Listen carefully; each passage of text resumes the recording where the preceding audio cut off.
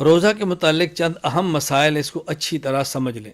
Number 1، خون دینا۔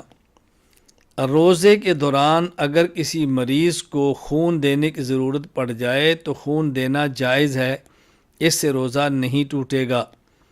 ہاں، اتنا زیادہ خون دینا کہ جس سے کمزوری ہو جائے یہ تو مکروہ ہے، لیکن اگر روزے دار اپنے بدن سے خون نکلوائے کسی کو دینے کے لیے یا خون ٹیسٹ کے لیے، بلڈ ٹیسٹ کے لیے، تو روزہ اس سے نہیں ٹوٹتا۔ نمبر 2، اگر روزے کے دوران خون لگوانے کی ضرورت پیش آئے اور مریض کو خون لگوانا چاہیں تو لگوا سکتے ہیں، اس سے بھی روزہ نہیں ٹوٹتا۔ نمبر 3، سیمپل دینا۔ روزے کی حالت میں ٹیسٹ کروانے کے لیے خون کا نمونہ اور سیمپل دینا چاہیں تو دے سکتے ہیں، اس سے بھی روزہ نہیں ٹوٹتا۔ نمبر 4، انجیکشن لگوانا۔ روزے میں انجیکشن لگوانا جائز ہے، روزہ نہیں ٹوٹے گا۔ یہ انجیکشن پٹھے میں لگوائیں تب بھی جائز ہے، اور یہ انجیکشن اگر رگ وین کے اندر لگائیں تب بھی جائز ہے، کسی حالت میں بھی روزہ نہیں ٹوٹے گا۔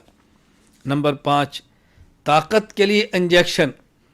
انجیکشن خواہ کسی مرض کے لیے ہو یا طاقت کے لیے ہو، روزہ نہیں ٹوٹے گا۔ ہاں، محض اس لیے انجیکشن لگوانا کہ کمزوری محسوس نہ ہو، روزہ کا احساس نہ ہو، بھوک محسوس نہ ہو، یہ مکروہ ہے۔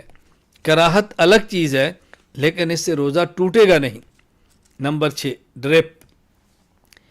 مریض روزے کی حالت میں ڈرپ لگوا سکتا ہے، اس میں مختلف قسم کے انجیکشن بھی ڈالے جا سکتے ہیں، لیکن بلا ضرورت صرف کمزوری کو دور کرنے کی ڈرپیں لگواتے رہنا یہ مکروہ ہے، یہ مناسب نہیں، لیکن ڈرپ لگوانے سے روزہ نہیں ٹوٹے گا۔ نمبر 7، روزہ میں انہیلر استعمال کرنا۔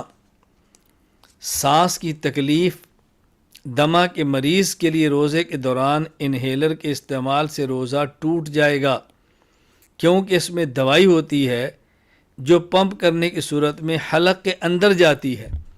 یہ دوائی اندر جانے سے روزہ ٹوٹ جائے گا، ہاں کفارہ نہیں ہوگا، اس میں قضا لازم آئے گی۔ اس لیے ایسے افراد جب تک ممکن ہو انہیلر کے استعمال کے بغیر روزہ رکھیں، اگر نہ رکھ سکیں تو چھوڑ دیں، بعد میں اس روزے کی قضا کر لیں۔ نمبر 8، کرونا کا ٹیسٹ اور کرونا ویکسین۔ کرونا کا ٹیسٹ کروانے سے روزہ نہیں ٹوٹتا۔ اسی طرح کرونا ویکسین جو انجیکشن کے ذریعے لگائی جاتی ہے، اگر یہ لگوانی پڑے اس سے بھی روزہ نہیں ٹوٹتا۔ نمبر 19،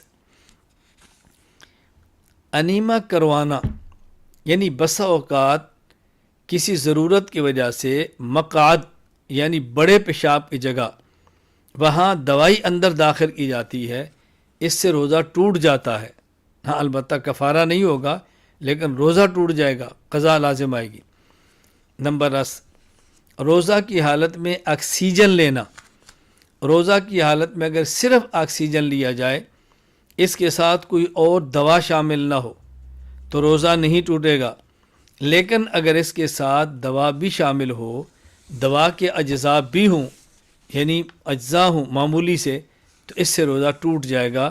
یہ مسائل اچھی طرح ذہن نشین فرما لیں۔